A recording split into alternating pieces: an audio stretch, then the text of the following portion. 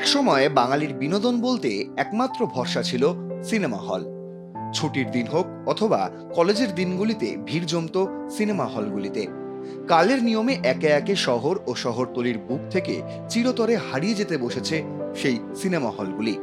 তবে সেই হারিয়ে যাওয়া সিনেমা হলের স্মৃতি যদি আবারও ফিরে আসে কোনোভাবে, বিস্তারিত জানতে চোখ রাখুন আর+ নিউজ ডিজিটালে।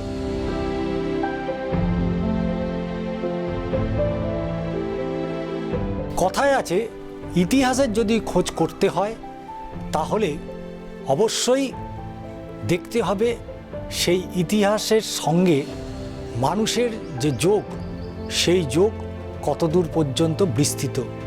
আমরা এমন একটা জায়গায় পৌঁছে গেছি যেখানে বহু ইতিহাসের নিদর্শন আমরা পেতে পারি, যার মধ্যে অবশ্যই বাংলা এবং বাঙালির তাদের শ্রেষ্ঠ মুহূর্ত, মধুর মুহূর্তগুলো যারা যে সময় তারা কাটিয়েছিলেন, এখন সেগুলো যেন ইতিহাস। হ্যাঁ, অবশ্যই ভারতীয় সিনেমার আমূল পরিবর্তন ঘটেছে সিনেমা হলগুলোর। বন্ধ হয়ে গেছে একের পর এক সিনেমা হল। এই সিনেমা হলের সাথেই যুক্ত রয়েছেন এমন একজন ব্যক্তি, যার কাছ থেকেই জানবো কেন তিনি সিনেমা হলের সাথে যুক্ত রয়েছেন এবং কতদিন ধরে যুক্ত রয়েছেন। কলকাতার নামি দামি সিনেমা হল শুধু নয়, শহরতলির একের পর এক সিনেমা হল ঝাঁপ ফেলেছে, বন্ধ হয়ে গিয়েছে। সেই সিনেমা হলের ইতিহাস নিয়েই আজকে আমরা পৌঁছে গেছি সৌভিকবাবুর বাড়িতে।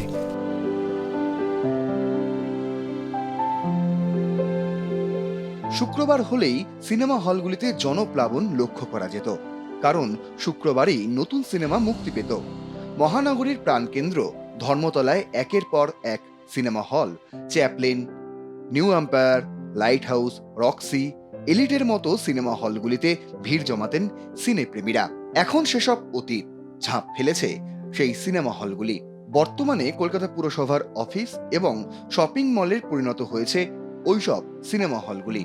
উত্তর কলকাতার পূরবী থেকে শুরু করে দর্পণা, রাধা, মিত্রা, পুণ্যশ্রী, নেত্র, লীলা, অনন্যার মতো শ্যামবাজারে জমজমাট এই সিনেমা হলগুলো চিরতরে বিদায় নিয়েছে। সেই সিনেমা হলের জায়গায় স্থান পেয়েছে বড় বড় শপিং মল। অতীতের সেই সিনেমা হলের স্মৃতি আজও অমলিন। সিনেমা হলগুলিকে তো আর সংগ্রহ করে রাখা সম্ভব নয়, তাই হারিয়ে যাওয়া সিনেমা হলের টিকিটগুলি আজও যেন জীবন্ত প্রাণ ফিরে পেয়েছে। ছোটবেলা থেকে বাবা, কাকা, জেঠুর কাছ থেকে পাওয়া একটার পর একটা সিনেমা হলের টিকিট সংগ্রহ করা শুরু হয়েছিল। বর্তমানে কলকাতার নামি দামি সিনেমা হল থেকে শুরু করে শহরতলির সিনেমা হলের টিকিটও রয়েছে তাঁর সংগ্রহে। সব মিলিয়ে একটা অ্যালবামে পরিণত হয়েছে। আসলে সংগ্রহ সংক্রান্ত একটা বাতিক আমার বহুদিনের আছে। আমি বিভিন্ন জিনিস নিয়ে সংগ্রহ করি এবং সেগুলো নিয়ে চর্চা করি। ছোট থেকে যখন আস্তে আস্তে বড় হয়ে আসছি, তখন সিনেমার সাথে সাথে কলকাতার পরিবেশের সাথে সাথে সিনেমা হলগুলো সব ভাঙা পড়ে যেতে লাগলো। সিনেমা হলের ছবি এবং পুরনো কাগজে তার খবর ছাড়া আর তার কোনো অস্তিত্ব থাকলো না। আমার তখন মনে হলো যে সিনেমা নয়, যদি সিনেমা হল সংক্রান্ত কিছু সংগ্রহ করা যায়, যাকে আমরা বলি স্টোন এভিডেন্স বা বাংলায় যাকে বলি পাথুরে প্রমাণ, এটা কি করে মানুষের কাছে তুলে ধরা যেতে পারে। যেমন ধরো, সিনেমা হল বলতে আমাদের বিখ্যাত cinema hall new empire, Chaplin হল ভারতবর্ষের সবথেকে পুরনো হল, এর আর কোনো অস্তিত্বই নেই। এবার সিনেমা হল সংক্রান্ত সংগ্রহ করতে গেলে তো আমার পক্ষে আর সিনেমা হল কিনে রাখা সম্ভব নয়। তাহলে এমন আমার একটা কিছু জিনিস সংগ্রহ করতে হয়, বা এমন একটা কিছু জিনিসের মধ্যে দিয়ে এই সিনেমা হল যে ছিল, সিঙ্গেল স্ক্রিন সিনেমা হল যে ছিল, সেগুলোর অস্তিত্ব প্রমাণ করা যেতে পারে। আসলে একটা সময় আমার যিনি সিনিয়র বাবা, ঠাকুরদা, এরা তো সিনেমা হলেই সিনেমা দেখতেন, টিভি মোবাইলের তো কোনো বিষয়ই ছিল না। সানডে পার্টির একটা হেভি চর্চা ছিল। সানডে পার্টির হেভি চর্চা ছিল, শুক্রবার দিন সিনেমা রিলিজ করেন। মুসলিম যারা তারা সেই সময় একটা তাদের দুপুরবেলা সিনেমা হল যাওয়ার একটা বড় বিষয় ছিল, খুব মজা করতে বলা যেতে পারে।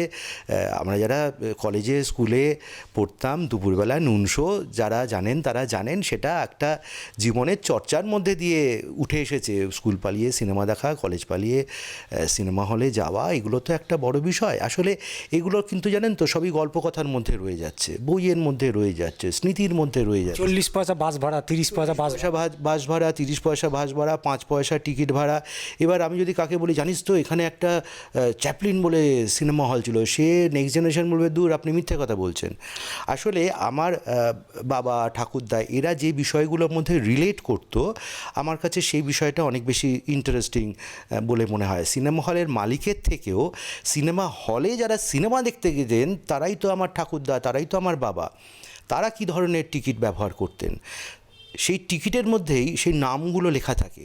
তাহলে আজকের দিনে দাঁড়িয়ে যখন সিনেমা হলগুলোকে পাওয়া যাচ্ছে না, I am not saying about cinema, I am saying about specifically cinema hall, তখন এগুলোকে প্রমাণ করার আর কি জায়গা থাকতে পারে। তাই জন্যে আমি ভেবেছিলাম যে সিনেমা হলে যাবতীয় যা টিকিট পাওয়া যায় সেই টিকিটগুলো যদি আমি সংগ্রহ করি, তাহলে তার মধ্যেই লেখা থাকবে চ্যাপলিন, তার মধ্যেই লেখা থাকবে গ্লোব, তার মধ্যেই লেখা থাকবে মেট্রো, তার মধ্যেই লেখা থাকবে চিত্রা, তার মধ্যেই লেখা থাকবে মিত্রা। এই যে নামগুলো উঠে আসছে, এইগুলো কিভাবে আমাদের জীবনযাত্রার মধ্যে জড়িয়ে যাচ্ছে। তখন কিন্তু সিনেমা হলগুলোর মধ্যে একটা মহিলা নাম, যেমন এই যে চিত্রা, রাধা, শুধু মহিলা পুরবী, তার কারণ হচ্ছে আমার মনে হয় পুরুষ মানুষরা সবসময় তো মহিলাদের রোম্যান্টিকতার জায়গা দিয়ে গেছিলেন, লার্জার দ্যান লাইফ বলে সবসময় প্রডিউস করেছিলেন। আমার মনে হয় যে সিনেমা হলের মধ্যেও তো লার্জার দ্যান লাইফ বা আমরা জীবনে যেগুলো পাই না সেগুলো সিনেমার মধ্যে দিয়ে উঠে আসতে চাই। দুঃখের সিনেমা মানুষ তাই জন্য সব থেকে বেশি দেখে, যাতে আমরা রিলেট করতে পারি। আমার মনে হয় সেই লার্জার দ্যান লাইফ তার জন্যই হয়তো মহিলাদের নামে হয়েছে। এবং শুধু মহিলা নয়, এটা খুবই ইন্টারেস্টিং যে রবীন্দ্রনাথ ঠাকুর এই যে রূপবাণী, চিত্রবাণী এরকম বিভিন্ন নাম করেছেন। সুতরাং একটা বিখ্যাত মানুষ যখন সেই সিনেমা হলের নামগুলো একটা নাম দেন, নামকরণ করেন, এবং সেগুলো যখন আমি একটা টিকিটের মধ্যে দেখতে পাই, আমি কিন্তু শুধু সেই সিনেমা হলটা না, সেই রবীন্দ্রনাথের ভাবনাটাকে রিলেট করতে পারি। কোথায় যেন সেই অত বিখ্যাত একটি মানুষ তখন আমাদের মতন সাধারণ মানুষের সাথে মিশে যাচ্ছেন, সিনেমা হল আমাদের জীবন বোধের সাথে মিশে যাচ্ছে, সেটা আমার কাছে অনেক বেশি ভালো লাগে, অনেক বেশি ইম্পর্টেন্ট। 70 দশক থেকে শুরু করে 80-র দশক, 90-এর দশকের সময়কালে বাংলা ও হিন্দি সিনেমার নবজাগরণ ঘটেছিল। উত্তম কুমার থেকে সুচিত্রা সেন, অমিতাভ বচ্চন থেকে জয়া ভাদুরী, বিনোদ খান্না, রাজ কাপুর, প্রেম চোপড়া, রাজেশ খান্না, মনোজ কুমার থেকে শায়রা বানু, হেমা মালিনী, একের পর এক অভিনেতা বাঙালির মন কেড়েছিলেন। এখন সেসব ইতিহাস, তবে 4.5 দশকের সেই সব অভিনেতার অভিনীত সিনেমার ইতিহাসকে আজও প্রাণ দিয়ে আগলে রেখেছেন। পুরাতনকে বাদ দিয়ে কোনোদিনই এগোনো যায় না। অর্থাৎ ইতিহাস কখনো মুছে যায় না, ইতিহাস কোনোদিন ভুল বলে না, এবং সেই ইতিহাসকেই ধরে রেখেছেন সৌভিকবাবু। এই রকম একাধিক মানুষ রয়েছেন যারা এই সমাজে, যারা তাদের সংগ্রহে এমন কিছু বিরল থেকে বিরলতম জিনিস তারা সংগ্রহ করে রেখেছেন, যেগুলো আপনার আমার মতো সাধারণ মানুষের কাছে, তাদের কাছে পৌঁছে যাওয়া হয়তো সম্ভব হয় না। তবে আমরা চেষ্টা করি যাতে মানুষ এই সমস্ত মানুষের তাদের যে সংগ্রহ, তাদের যে সংগ্রহশালা, তারা সেটা দেখুক। এবং শুধু তাই নয়, আজকে সৌভিকবাবু যে ছবিগুলো দেখালেন, অবশ্যই আজ যার 90 বছর বয়স, তারও কিন্তু স্মৃতিতে একবার হলেও আসবে তিনি কোনো একদিন, কোনো এক বিকেলে, কোনো এক দুপুরে তিনি কিন্তু সিনেমা হলে গিয়েছিলেন। বয়সটা তখন তার যাই হোক, তো স্বাভাবিকভাবেই স্কুল, কলেজ, তার সাথে সিনেমা হল, এটা একটা যেন মনে হচ্ছে একে অপরের সাথেই মনে হয় যুক্ত রয়েছে। কারণ 80-র দশক, 70 দশক বা 90 দশকের এই সময়কার, বিশেষ করে সেই সময় তরুণ তরুণীরা সিনেমা হল যে তাদের কাছে অনেকটাই আবেগ শুধু নয়, তাদের একটা সময় কাটানোর একটা সুন্দর জায়গা।